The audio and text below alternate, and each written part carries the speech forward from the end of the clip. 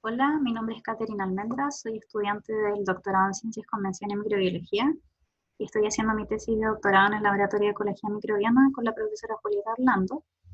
Hoy día les voy a contar un poco sobre los principales ciclos biogeoquímicos y el rol que están cumpliendo los microorganismos dentro de estos ciclos. Los ciclos biogeoquímicos corresponden al movimiento de los elementos a través de la atmósfera, la litosfera y la hidrosfera y a la conversión de estos elementos por medio de las actividades bioquímicas. Estas transformaciones las podemos clasificar en transformaciones físicas y transformaciones químicas. Eh, Sin embargo, es una mezcla de estas transformaciones son las que ocurren en realidad dentro de los ciclos.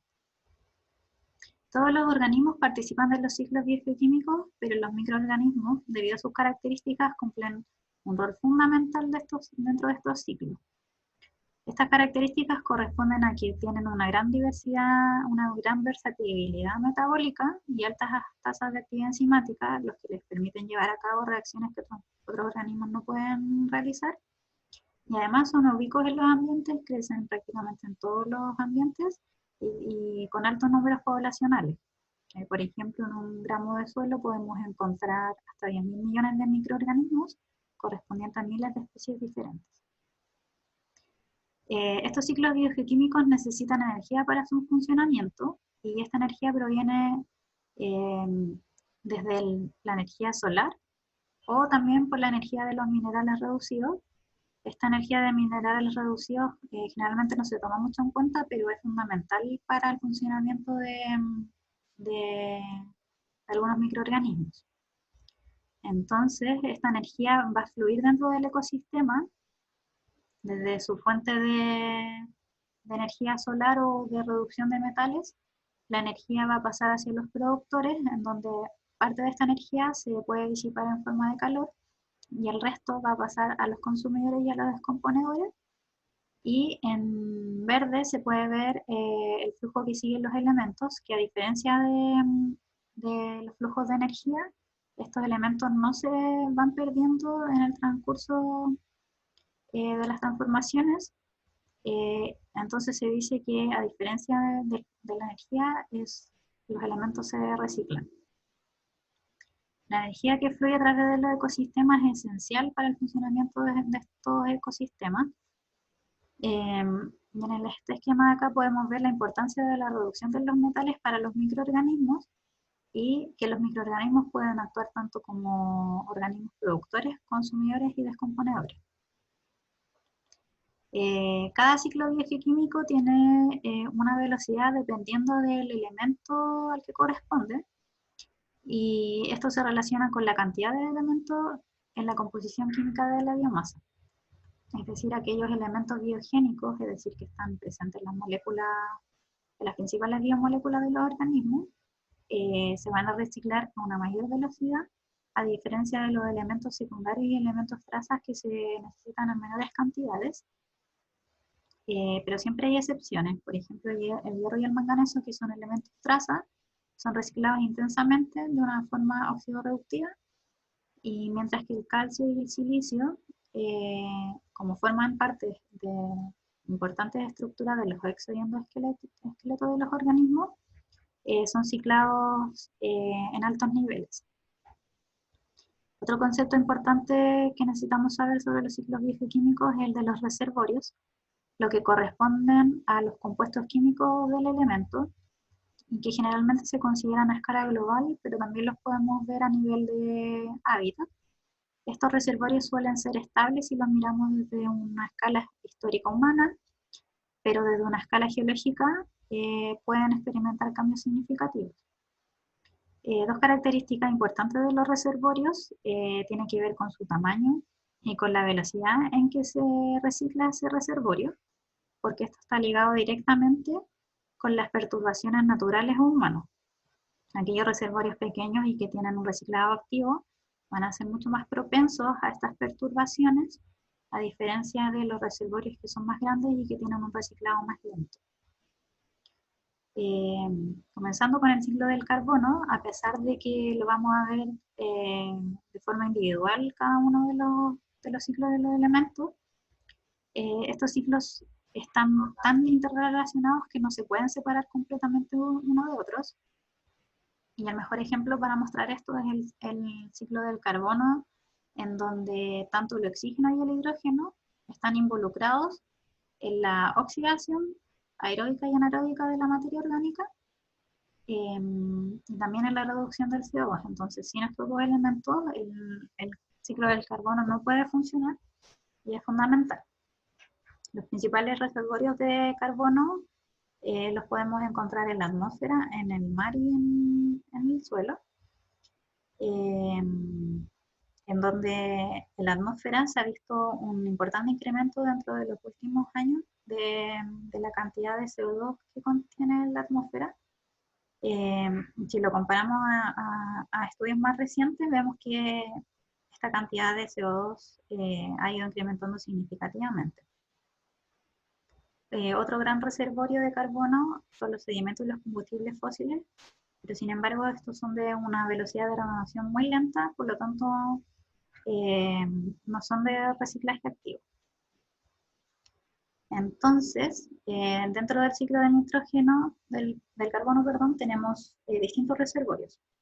El CO2 atmosférico, también son importantes reservorios la biomasa viva y la materia orgánica muerta, y en menor medida los combustibles fósiles y rocas sedimentarias carbonatadas, que a pesar de que tienen altos contenidos de carbono, son de reciclaje lento, como mencioné anteriormente.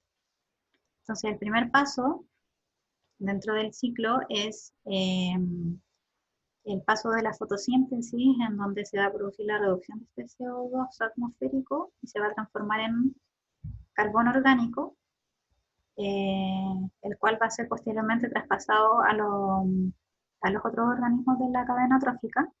La fotosíntesis puede ser llevada a cabo tanto por plantas como por microorganismos, y tanto en ambientes terrestres como en ambientes acuáticos.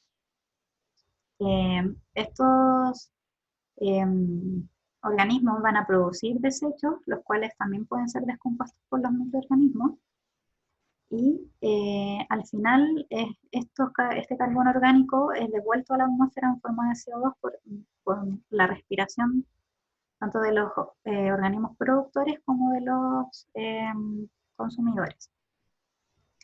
Y una importante fuente de CO2 atmosférico en los últimos tiempos corresponde a las emisiones industriales y a los procesos de combustión, que son los que han provocado este aumento significativo del CO2 atmosférico que mostré anteriormente.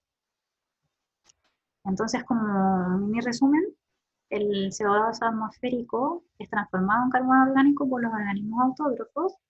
Una parte de esta producción se vuelve a convertir en CO2 mediante su propia respiración, y la parte restante del CO2, o sea, del carbono orgánico, va a quedar disponible para los consumidores heterótrofos, los cuales van a transformar de nuevo estos compuestos orgánicos en CO2 durante la respiración y van a ser devueltos a la atmósfera. Si miramos un poco más en detalle el ciclo, el primer paso corresponde a la fijación del CO2, que la llevan a cabo los microorganismos autótrofos. Los organismos autótrofos son aquellos que utilizan CO2 como fuente de carbono, y que los podemos clasificar en fotoautótrofos y en quimioautótrofos, dependiendo de lo que utilicen como fuente de energía. Los fotoautótrofos utilizan la luz como fuente de energía, mientras que los quimioautótrofos utilizan compuestos inorgánicos.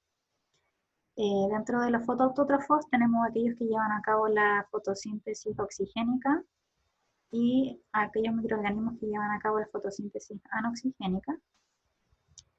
Además, dentro del grupo de los quimiautótrofos encontramos arqueas metanógenas y bacterias acetogénicas, que también desempeñan un rol importante en la reducción anaeróbica del CO2.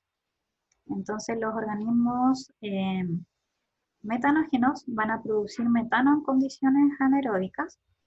La mayoría utiliza el CO2 como aceptor de electrones, pero algunos pueden utilizar también carbono orgánico. Entonces los metanógenos corresponden a estos que utilizan el CO2 y producen metano, y también pueden producir metano desde compuestos orgánicos. Y los organismos acetogénicos van a producir acetato en condiciones anaeróbicas utilizando CO2 como aceptor de electrones. Sería esta flecha de acá. Luego, este CO2 que se transformó en carbono orgánico por los productores primarios se vuelve a convertir en CO2 mediante la respiración que ellos mismos producen. Recordar que la respiración es el proceso en el cual un compuesto orgánico es oxidado con oxígeno o un sustituto del oxígeno y que funciona como aceptor de electrones. Y durante este proceso se produce energía en forma de ATP.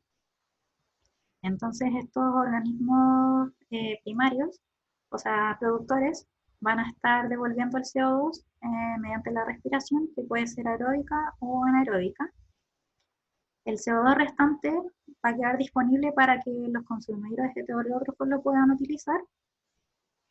Los heterótrofos son aquellos que utilizan moléculas orgánicas como fuente de carbono y energía, y los heterótrofos van a completar este ciclo devolviendo este carbono orgánico a la atmósfera en forma de CO2 mediante la respiración.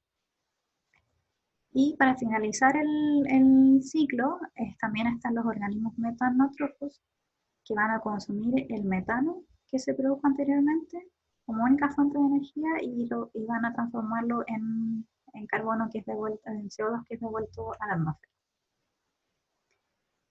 Todas estas transformaciones dan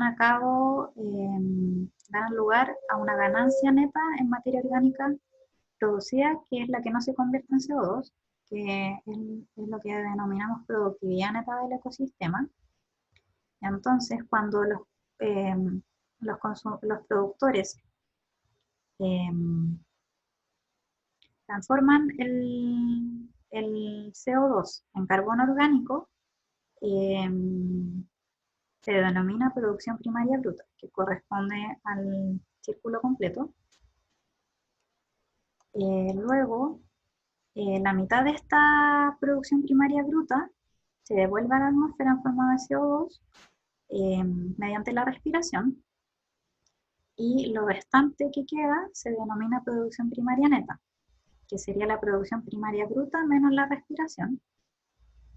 Entonces, en aquellos ecosistemas en donde de la parte de la producción primaria neta no consumen la totalidad y queda un poco de esta producción, esa producción que queda se acumula como biomasa y se denomina producción neta del ecosistema. En cambio, hay otros ecosistemas en donde los organismos heterótrofos consumen la totalidad de esta producción primaria neta, entonces no se va a acumular materia orgánica. Y también existen los casos en donde la producción neta del ecosistema va a ser negativa. En aquellos ecosistemas necesita haber un aporte de materia orgánica alóctona, o si no, estas comunidades van a desaparecer en el tiempo. Los microorganismos, aparte de contribuir en el ciclo del carbono mediante la fotosíntesis y la respiración, también contribuyen mediante la degradación microbiana. La mayoría de la parte de la cadena trófica degradadora está dominada por los microorganismos, y por lo tanto esta actividad microbiana es crucial no tan solo por la cantidad de materia que están degradando, sino también por la calidad de su contribución. Porque los microorganismos, por ejemplo, son los únicos que pueden realizar degradación anaeróbica de la materia orgánica, son los únicos que pueden llevar a cabo la degradación de moléculas difíciles de degradar, como la celulosa y la lignina, y además tienen la capacidad de degradar materiales únicos, hidrocarburos y algunos materiales sintéticos. Como ejemplo le puse acá en la degradación de la celulosa, en donde en condiciones aeróbicas se van a producir CO2, agua y biomasa, mientras que en condiciones anaeróbicas además se va a producir ácidos grasos. Y en cuanto a la degradación de la lignina, se va a producir una gran variedad de fenoles, ácidos aromáticos y alcoholes aromáticos que pueden dar lugar a compuestos únicos. Entonces, como resultado de la actividad degradadora de estos microorganismos, el CO2 puede ser devuelto a la atmósfera, se pueden formar los compuestos únicos del suelo, y además se pueden hacer accesibles los compuestos orgánicos que son más sencillos al resto de las poblaciones. Como ejemplo del estudio de comunidades microbianas pertenecientes al ciclo del carbono, les quiero mostrar este artículo que publicamos en el laboratorio, en donde estudiamos las comunidades microbianas asociadas a los líquenes. Recordarles que los líquenes son una asociación simbiótica entre un hongo y un compañero fotosintético, que puede ser un alga verde o una cianobacteria. Esta asociación puede ser bipartita, en donde está el hongo con el alga verde o el hongo con la cianobacteria, o puede ser una asociación tripartita, en donde están los tres organismos. Y cuando hay una cianobacteria, se denominan cianolíquenes, como en el caso de los líquenes peltígera, que son los que nosotros estudiamos en el laboratorio. Como es una asociación simbiótica mutualista, todos los componentes de la interacción contribuyen con algo. En el caso del micobioma T, es el que permite generar este microambiente en donde se van a alojar los otros componentes. Además, aporta con minerales, agua y protección. En el caso del clorobionte va a llevar a cabo la fotosíntesis, y en el caso del cianobionte, además, puede llevar a cabo fijación de nitrógeno. Aparte de estos componentes clásicos de la simbiosis liquénica, en los últimos años se han estudiado las comunidades bacterianas que crecen sobre los líquenes y que se ha denominado microbioma liquénico, y se ha visto que estas comunidades microbianas estarían cumpliendo diversas funciones dentro de la simbiosis. La mayoría de estas funciones se pueden relacionar a degradación o aporte de nutrientes a la simbiosis. Y nosotros en el laboratorio, además, también estudiamos la comunidad bacteriana que está asociada al sustrato donde estos líquenes crecen, que es el suelo. Entonces, nosotros en este artículo lo que hicimos fue ver el perfil metabólico de las comunidades microbianas asociadas a líquenes peltígera mediante el uso de estas placas Biolog, que consisten en que en cada pocillo está depositada una fuente de carbono distinta, que las podemos clasificar en distintos grupos, y se encuentran en triplicado. Entonces, cuando uno inocula estas placas con la comunidad microbiana, y esta comunidad microbiana, si degrada este compuesto, lo está utilizando como fuente de carbono, se va a producir un cambio en la coloración desde blanco a morado, producto de la reducción de un compuesto llamado tetrazoico. Entonces nosotros lo que hicimos fue, tomamos muestras de los talos y del sustrato, hicimos resuspensión de la comunidad microbiana y las inoculamos en estas placas Biolog, y luego de 7 días vimos la absorbancia, lo que da cuenta del consumo de estas fuentes de carbono. Entonces pudimos ver que de todas las muestras que teníamos, hubo una separación dependiendo de si estas muestras provenían de sustrato o de talo. Se pudo ver un consumo distinto dependiendo de esto. También se pudo ver que habían unas fuentes de carbono que la comunidad de la mayoría de las muestras consumió en altos niveles, como manitol, asparagina y serina, mientras que otras prácticamente no fueron consumidas por ninguna comunidad en específico. Otros casos, por ejemplo, del ácido hidroxibenzoico, que una comunidad asociada a un sustrato fue capaz de degradar de utilizar esta fuente de carbono en altos niveles, y este compuesto, el 2-hidroxibenzoico, es un compuesto aromático que es muy tóxico y que es desecho de la industria farmacéutica. Entonces, el hallazgo de esta comunidad que puede utilizarlo como fuente de carbono daría indicios de que podría ser utilizada como tal vez en bioremediación.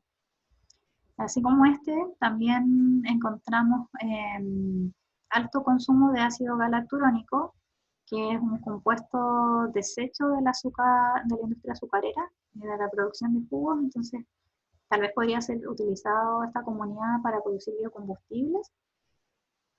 Y el ácido itacónico, que también se encontró que las comunidades lo consumieron en altos niveles, es un derivado del petróleo. Entonces también se podrían ocupar estas comunidades como biodegradación de este compuesto. Pero en general, el estudio de los perfiles metabólicos de las comunidades microbianas nos pueden estar entregando información no solo relevante desde el punto de vista ecológico, como los estudios que hacemos nosotros, sino que también nos puede entregar información sobre potenciales aplicaciones biotecnológicas. Por eso es que es importante estudiar estas comunidades. Ahora pasamos al ciclo del nitrógeno. El nitrógeno es un poco más complicado este ciclo porque puede tomar muchas formas químicas dependiendo del estado de oxidación. De todas estas formas químicas, el más abundante sin duda es el nitrógeno molecular, en el cual se encuentra en mayores cantidades en el reservorio correspondiente a la atmósfera. También se encuentra en altos niveles en las rocas ígneas y sedimentarias, pero este es un reservorio que no está disponible para el reciclado. Y también es importante destacar que en suelos y en la biomasa se encuentran altos niveles de nitrógeno. Entonces, los principales reservorios que mencioné anteriormente, de los cuales el nitrógeno atmosférico es el más activo para su reciclaje, y este nitrógeno atmosférico es transformado a amonio mediante la fijación biológica llevada a cabo por los microorganismos y también en menor medida por la fijación industrial de nitrógeno. Luego de que estas comunidades convierten el nitrógeno atmosférico en amonio, este amonio es transformado a nitrato por medio de la actividad del proceso de nitrificación que lleva a cabo por los microorganismos. Entonces, en estas formas de amonio y nitrato pueden ser consumidas por los otros organismos dentro del ecosistema. Además, estos organismos producen desechos que contienen nitrógeno, los cuales también son descompuestos por las comunidades microbianas. Y finalmente, se produce el proceso de desnitrificación, en donde este nitrato se va a descomponer para volver a formar nitrógeno atmosférico y completar el ciclo. Y aparte de este proceso de desnitrificación, existen ciertas pérdidas, por ejemplo, mediante las cosechas o la deforestación, mediante también la lixiviación, y también existen pérdidas gaseosas y mediante la erosión y el arrastre. Entonces, en resumen, prácticamente todos los pasos críticos del ciclo del nitrógeno lo están llevando a cabo los microorganismos. Primero, la fijación de nitrógeno, que lleva a cabo por bacterias y arqueas, donde se convierten el nitrógeno en amonio. Luego, la nitrificación, que se lleva a cabo en dos pasos, donde el amonio se convierte en nitrito y luego en nitrato. Y finalmente, la desnitrificación, donde se convierte el nitrato en nitrógeno molecular, mientras que el material orgánico se extingue. Entonces, si vemos de nuevo el ciclo en más detalle, primer paso, la fijación biológica del nitrógeno, que es el nitrógeno atmosférico, que es el proceso dominante por el cual el nitrógeno entra a los pools biológicos. Entonces, esta fijación del nitrógeno corresponde a la reducción del nitrógeno atmosférico al nitrógeno inorgánico combinado en forma de amonio, que vendría siendo esta parte del ciclo, que puede ser llevada a cabo en presencia de oxígeno o en ausencia de oxígeno. También están los pasos de asimilación y de amonificación. La asimilación corresponde a la captura del nitrógeno inorgánico y su conversión en nitrógeno orgánico, mientras que la amonificación es al revés, la conversión de este nitrógeno orgánico en amonio. Posteriormente está el paso de nitrificación, el cual es llevado a cabo en dos pasos distintos. Primero la oxidación del amonio y luego la oxidación del nitrito para dar lugar a nitrato. Y finalmente está el paso de la desnitrificación, que se produce en condiciones anaeróbicas y es una serie de pasos que dan lugar hasta llegar al nitrógeno molecular. También existen otros pasos dentro del ciclo del nitrógeno que son mucho más detallados y que no voy a mencionar ahora. Entonces, dentro del ciclo del nitrógeno existen gremios microbianos claves. ¿A qué nos referimos con gremios? Son aquellos microorganismos que pueden ser de grupos filogenéticos distintos, pero que están llevando a cabo una misma función. Por ejemplo, tenemos el gremio de fijadores de nitrógeno, que se denominan organismos diazótrofos, que pueden ser bacterias o arqueas, y además pueden ser de vida libre o estar en asociación simbiótica con plantas. Y una forma de estudiar este gremio es mediante el estudio del gen NIPH, que va a codificar a la enzima nitrogenasa, que es la enzima que lleva a cabo la fijación del nitrógeno. Otro gremio importante es el de las bacterias nitrificadoras, que corresponde a bacterias aeróbicas quimiolitautótrofas, que se denominan bacterias nitrificadoras oxidantes del amonio, AOP, y que son un grupo de bacterias monofiléticas, es decir, son pocos grupos de bacterias que llevan a cabo estos pasos de nitrificación, y principalmente son de los géneros Nitrosomas y Nitrobacter. Y un gen que permite el estudio de este gremio es el gen AMOA, que corresponde al gen que codifica para la enzima amonio oxigenasa, que es la que lleva a cabo este primer paso de nitrificación. Y finalmente está el gremio de los desnitrificadores, que son bacterias anaeróbicas facultativas heterótrofas, que es un grupo filogenético más amplio, pero los principales géneros son Pseudomonas y Helicalígenes. Y para estudiar este gremio se utilizan los genes NIRES y NIRK, que codifican para la enzima nitritorreductasa. Entonces, ahora les voy a mostrar un ejemplo de estudio de estas comunidades bacterianas asociadas a la fijación de nitrógeno. En este caso, trabajamos con muestras de dos líquenes distintos, de líquenes peltígeras, que tienen como fotobionte a una cianobacteria, que lleva a cabo la fotosíntesis y la fijación de nitrógeno, y por otro lado, a líquenes cladonia, que como fotobionte tiene una alga verde, que solo lleva a cabo la fotosíntesis. Entonces, estudiamos las comunidades asociadas a estos dos líquenes, y particularmente las comunidades que llevan a cabo la fijación de nitrógeno. Esto lo hicimos mediante una técnica denominada TRFLP, que permite ver perfiles de comunidad al estudiar el gen NIPH, que es el que codifica para la nitrogenasa. Entonces, dentro de los principales resultados que pudimos encontrar fue que si comparamos los perfiles de los talos de peltígera con sus sustratos, pudimos ver que se separan completamente, por lo tanto las comunidades fijadoras de nitrógeno asociadas a estas dos muestras son distintas entre sí, lo que podemos comparar con análisis estadístico, o sea, comprobar con análisis estadístico.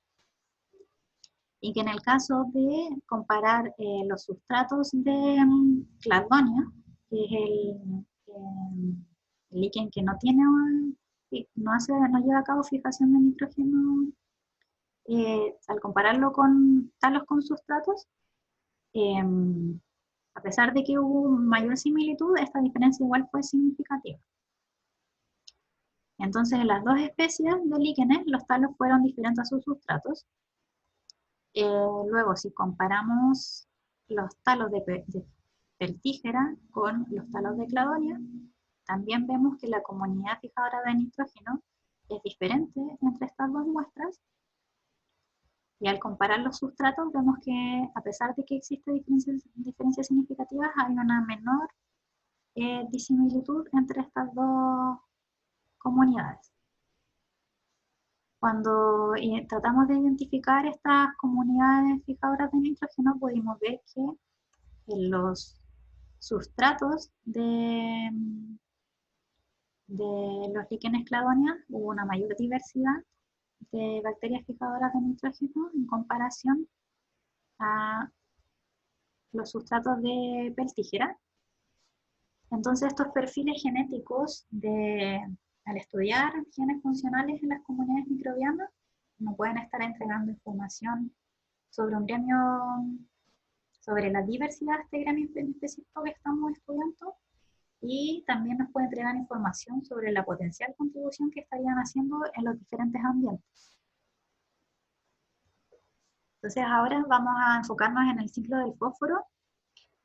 El ciclo del fósforo en comparación al ciclo del carbono y el nitrógeno, es distinto porque durante la mayor parte del ciclo del fósforo no se altera su estado de oxidación. La mayoría de las transformaciones que ocurren son transformaciones desde fósforo orgánico a fósforo inorgánico o transferencias de formas insolubles a formas solubles.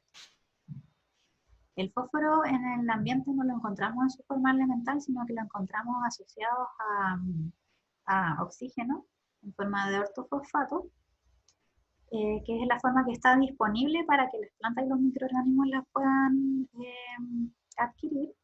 Sin embargo, estas formas disponibles son muy escasas. Menos del 1% del fósforo total que se encuentra en el planeta se encuentran formas que son disponibles para su adquisición.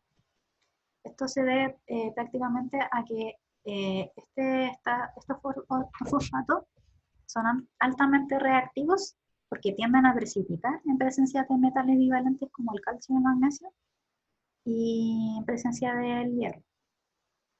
Los principales reservorios de fósforo en la Tierra, si pueden dar cuenta, son menores que los del carbono y del nitrógeno. Sobre todo en la atmósfera prácticamente no encontramos fósforo, sino que los principales reservorios son el suelo y los sedimentos oceánicos. Sin embargo, estas formas están menos disponibles para su ciclado. Entonces, podemos ver que este ciclo es distinto porque el fósforo lo podemos encontrar asociado a moléculas inorgánicas y asociado a moléculas orgánicas. Estas moléculas inorgánicas, este fósforo inorgánico viene principalmente del desgaste de la roca parental, en donde los minerales primarios de fósforo, como las apatitas, se van degradando mediante distintos mecanismos y se van produciendo minerales secundarios de fósforo, que son aquellos fosfatos de calcio, hierro y aluminio. Y a su vez, la degradación de estos minerales secundarios da lugar a fósforo que es más lábil, que está más próximo a ser biodisponible, que sería el fósforo inorgánico que está absorbido a arcillas, a los óxidos de calcio, hierro y aluminio. Mientras que por otro lado, el fósforo orgánico también tiene distintas moléculas que tienen distinta labilidad. El fósforo que está más estabilizado y que es menos lábil son aquellas moléculas asociadas a los ácidos fúlvicos y ácidos húmicos. Luego viene la biomasa microbiana, que también es un importante reservorio de fósforo, donde podemos encontrar fósforo monoéster, polifosfato y fosfonato, que son un poco más lábiles. Y finalmente el fósforo orgánico que está absorbido, como el fósforo diéster, moléculas de DNA fosfolípidos que están libres en el ambiente, son formas más lábiles para poder hacerlas biodisponibles. El principal fuente de fósforo orgánico son los desechos animales, los vegetales y los desechos microbianos. Y a pesar de que vimos que la atmósfera, el pool de fósforo era muy bajo, este también puede contribuir a estos pools de fósforo inorgánico y fósforo orgánico. Estas moléculas de fósforo que están más lábiles, el fósforo orgánico e inorgánico, están en constante equilibrio con el fósforo biodisponible mediante reacciones de desorción y de inmovilización y de desorción y distorsión y precipitación. Y luego que este fósforo está en su forma biodisponible, puede ser incorporado por las plantas y los microorganismos. Sin embargo, también se puede perder este fósforo biodisponible producto de la erosión y de la lixiviación.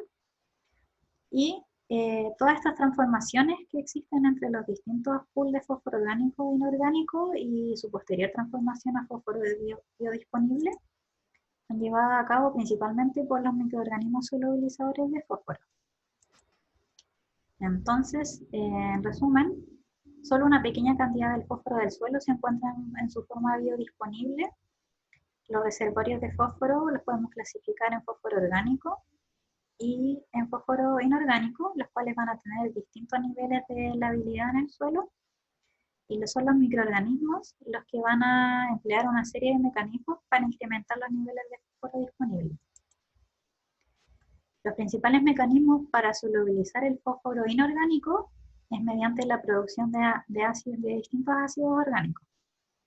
Aquí podemos ver una tabla de distintos microorganismos y del principal ácido orgánico que pueden producir. El más abundante y el más estudiado es el ácido glucónico, cuyo mecanismo consiste en que la bacteria va a tomar la glucosa y la va a transformar por medio de la enzima glucosa deshidrogenasa en ácido glucónico. Este ácido glucónico lo que va a hacer es que va a liberar este fósforo que está absorbido en las partículas de suelo y que está asociado a calcio, hierro y aluminio, y lo va a dejar disponible para su próxima incorporación por las plantas y los microorganismos. Este es uno de los principales mecanismos en que los microorganismos pueden solubilizar el fósforo inorgánico. Y luego tenemos aquellos mecanismos de solubilización de fósforo orgánico, el cual está mediado principalmente por la actividad enzimática.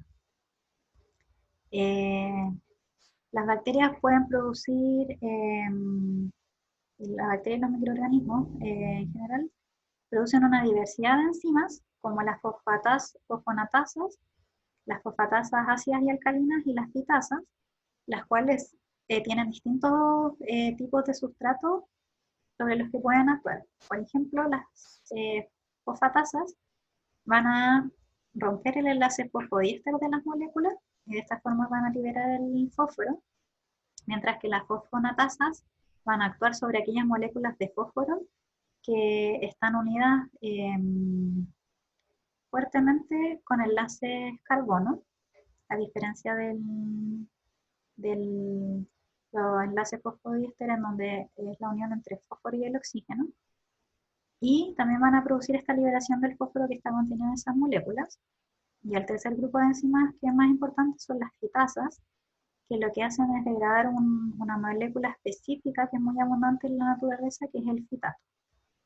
Y también van a producir esta liberación de fósforo para que quede biodisponible.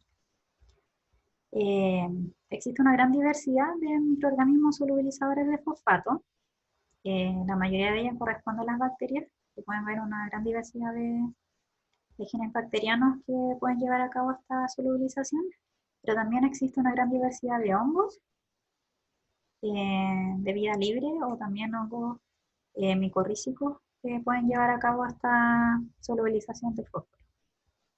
Entonces, como un ejemplo práctico del estudio de estas comunidades solubilizadoras de fosfato, les voy a hablar un poquito sobre lo que consiste en mi tesis de doctorado, en donde yo voy a estudiar las bacterias solubilizadoras de fosfato asociadas a líquenes peltígeras, creciendo en dos ambientes distintos, en un bosque y una pradera, en la Reserva Nacional Coyhaique.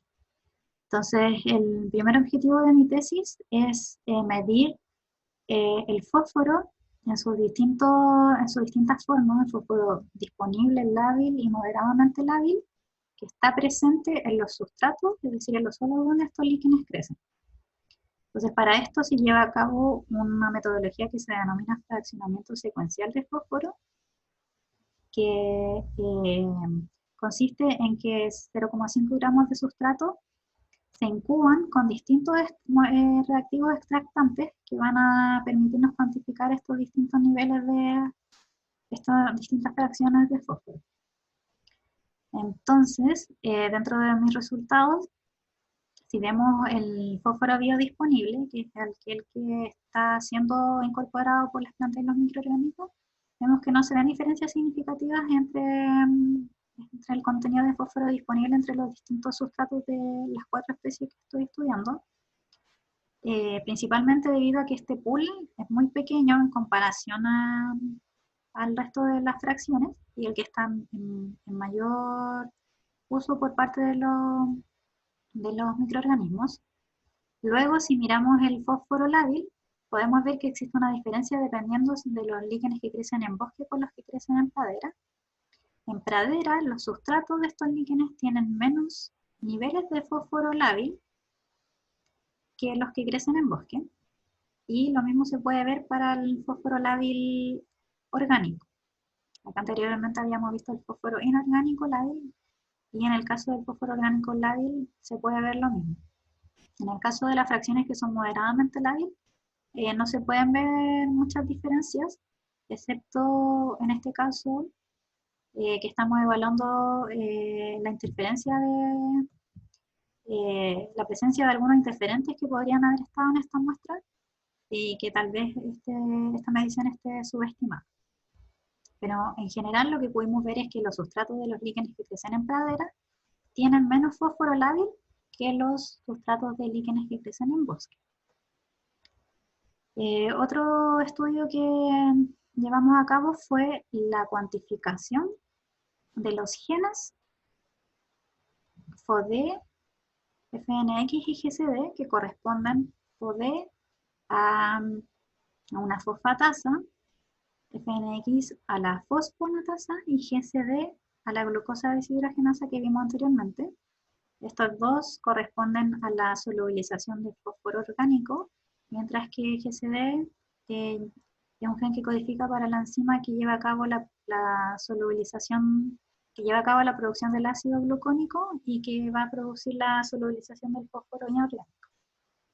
Entonces, las distintas muestras pudimos ver que, en general, la solubilización de fósforo inorgánico, cuantificada por el gen GCD, fue menor en todas las especies de líquenes que estudiamos y tanto en las muestras de talo como en las muestras de sustrato, mientras que la cuantificación de genes relacionados a la solubilización de fósforo orgánico fueron más altas y más similares entre sí entre los conjuntos de muestras.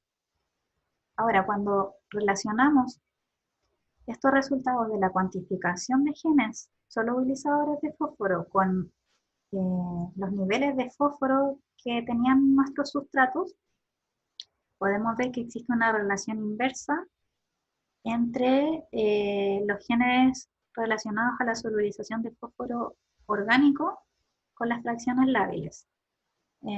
Para FOD y para FNX se pudo ver esa relación negativa, es decir, hubo una mayor número de copias de genes solubilizadores de fosfato orgánico en aquellos sustratos en que había menos niveles de fósforo lábil. Entonces, esta cuantificación de los genes funcionales en las comunidades microbianas nos pueden entregar información sobre la potencial contribución que estarían haciendo estas comunidades en diferentes ambientes.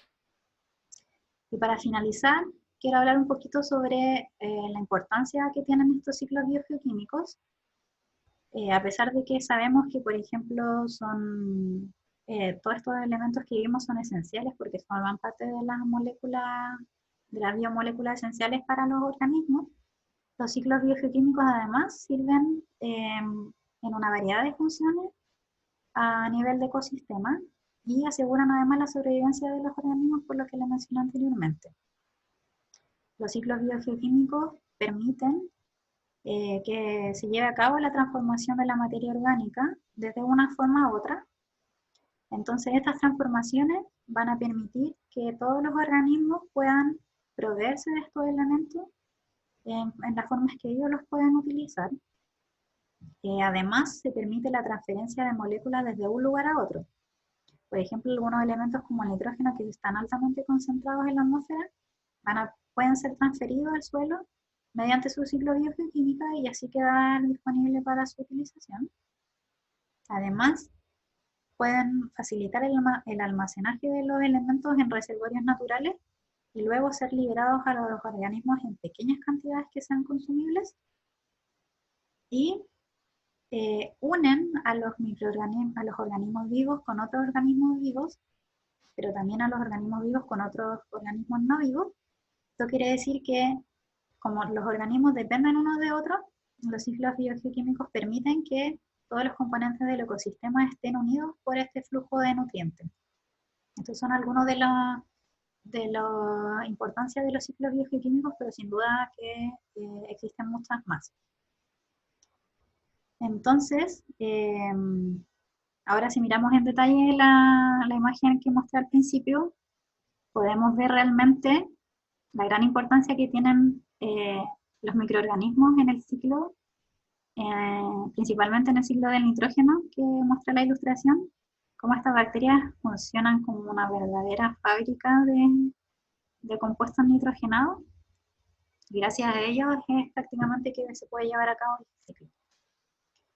Eso es todo. Cualquier duda que tengan, la resolvemos en la próxima sesión. Así que muchas gracias. Adiós.